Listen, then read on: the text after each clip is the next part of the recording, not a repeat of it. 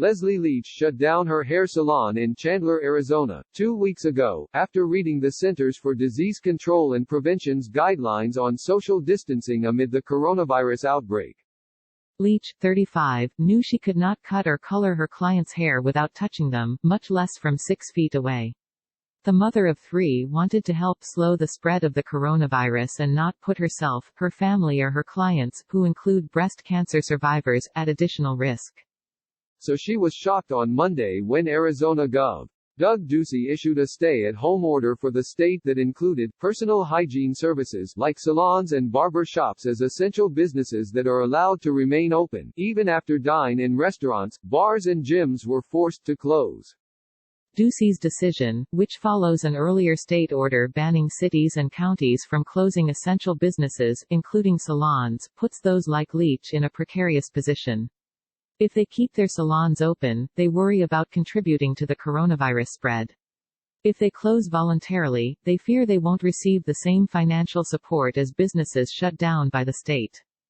To me, this is just reckless, said Leach, who is continuing to pay her half of the $2,100 monthly rent on her salon, Styles by Leslie, which she shares with another hairstylist. I'm fortunate enough to have a savings that can float me for a bit, but I know so many stylists who still have to work right now to pay rent, while worrying about putting themselves and others at risk. Ducey's Monday stay-at-home order followed weeks of criticism from city leaders and lawmakers across Arizona, who said the governor's response to the coronavirus outbreak was too slow and lax.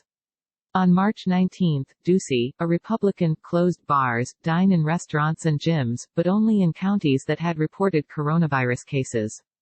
After cities began enacting more aggressive orders to shut down businesses and enforce social distancing, Ducey issued an order on March 23 barring local governments from going further than the state, which incensed mayors who said they were trying to protect their cities.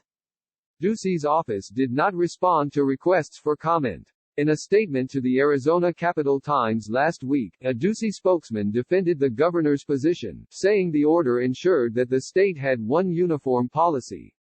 Several city officials, including the mayors of Phoenix and Tucson, said this week that they remain concerned about the governor's response to the crisis, even after Monday's stay-at-home mandate. They want Ducey to further limit what services are considered essential and allowed to remain open. That list currently includes golf courses and pawn shops, in addition to salons and barbershops. As of Wednesday, Arizona's Health Services Department reported more than 1,400 coronavirus cases and 29 deaths. There are gaping holes that you could drive a freight train through in this order, Phoenix Mayor Kate Gallego, a Democrat, said. This is not a stay-at-home order that encourages aggressive social distancing. Full coverage of the coronavirus outbreak. Ducey's stay-at-home order, which took effect Tuesday and lasts through April 30, came about a week after he said that Arizona did not need such a restriction, because the outbreak was not at the same stage there as in other states. And it came 2 days after the state's emergency management director quit, citing a lack of communication and transparency in Ducey's response to the pandemic in her resignation letter, according to the Arizona Republic. Throughout this process I've been clear that in Arizona, we are going to take a calm and steady approach, making data-driven decisions and act with urgency to protect public health and build capacity in our health care system, Ducey said during Monday's news conference. In response to questions about essential businesses, he directed reporters to his orders for specifics. Ducey said he enacted the stay-at-home order after state health officials, relying on Arizona-specific data, recommended enhanced physical distancing measures. It's unclear how many people in Arizona, which saw its first positive case on January 26, have been tested for the coronavirus. Until last week, private laboratories in Arizona were only reporting positive cases to the state. On March 23, Ducey issued an order requiring labs to report all tests, regardless of results.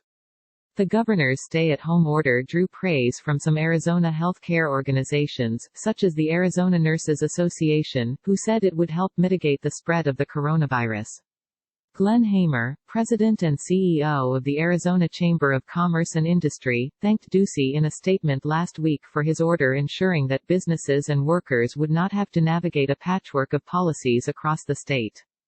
But Gallego and other mayors said they are frustrated, not only by the list of businesses the governor has deemed essential, but also because Ducey is not allowing them to issue their own more restrictive orders.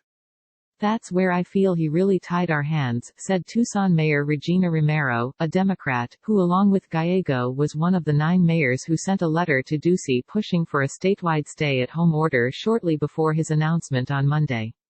Romero said the stay-at-home order is a step in the right direction, but she said her office has been fielding calls from hairstylists and other salon workers who are worried about putting themselves at risk while working. Download the NBC News app for full coverage of the coronavirus outbreak. Romero issued guidance Friday urging Tucson's barbershops and hair and nail salons to close, but she did not make it mandatory. "It is a time of emergency, a time for us to act immediately and quickly," she said, urging the governor to narrow the list of businesses allowed to remain open. "The more we wait, the more this spreads." Flagstaff Mayor Coral Evans went one step further, ordering the closure of hair and nail salons, beauty parlors and similar businesses last Thursday, despite Ducey's March 23 order preventing cities from doing so. Evans, a Democrat, said in a Facebook post that the closure was the only way to maintain social distancing.